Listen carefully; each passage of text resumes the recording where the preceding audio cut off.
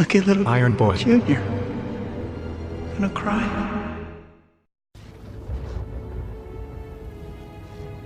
I should never have hurt you. Said those things.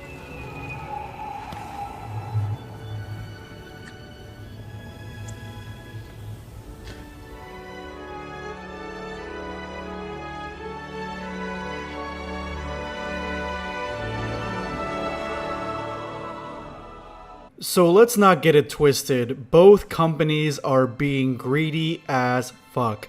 But the big difference is who owns Marvel, and that is Disney.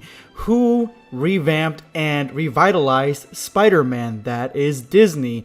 And I don't want to take away anything from Sony for creating the Sam Raimi films and having that really be the push along with X-Men to have superheroes in the mainstream. But in the last decade or so, the Andrew Garfield Spider-Man films, Venom, these were all subpar and lacking. The only movie that came from Sony that is Spider-Man that was critically acclaimed, universally loved, is Spider-Man Into the Spider-Verse, and I very much want to see more of that universe. But the other movies, they just lack. They just are not as good as the MCU Spider-Man, and the only other Spider-Man project that Sony has created or co-created was a Spider-Man game, and that was, along with Spider-Verse, very well received, critically acclaimed. But I'm telling you right now, both these projects would not have been the same without Spider-Man's cameo in Civil War, without the introduction of Tom Holland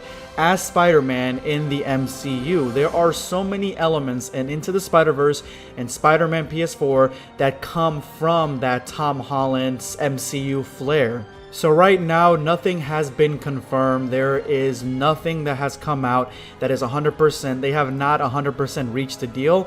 And just this morning, they are still having talks. They are still having conversations of what to do with Spider-Man, and hopefully they reach an agreement. I wouldn't even mind 20%, 30%, whatever.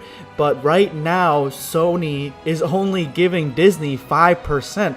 That's how much it was with the original agreement, 5%.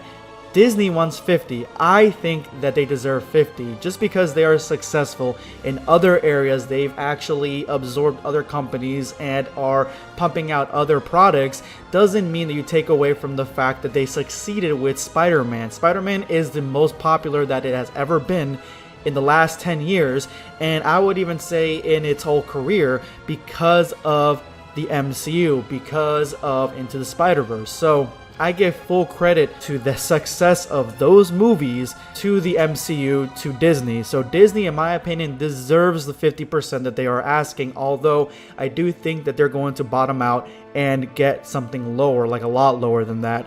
And I think that it should definitely not be 5%. 5% is criminal. I think that at minimum, it should be 20%, maybe 30%.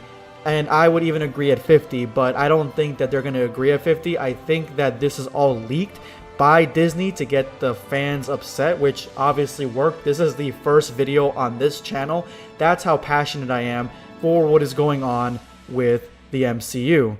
So as of right now, I would say that we still have a clear path ahead, that we may be getting a rectifying of this situation, and hopefully they don't pull out, because Tom Holland is one of my favorite Spider-Man. Those two Spider-Man movies are some of my favorite. Not as good as the Sam Raimi, but definitely better than Andrew Garfield and Venom. So I really don't want another reboot. I just want them to come to some terms and do what's fair. But I just want to make one thing perfectly clear. I blame Sony.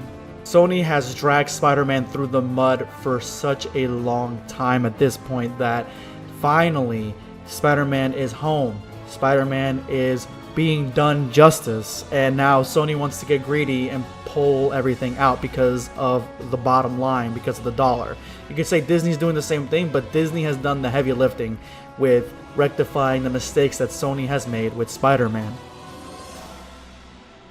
Anyway guys, let me know in the comment section below who you think is to blame for this Spider-Man mess.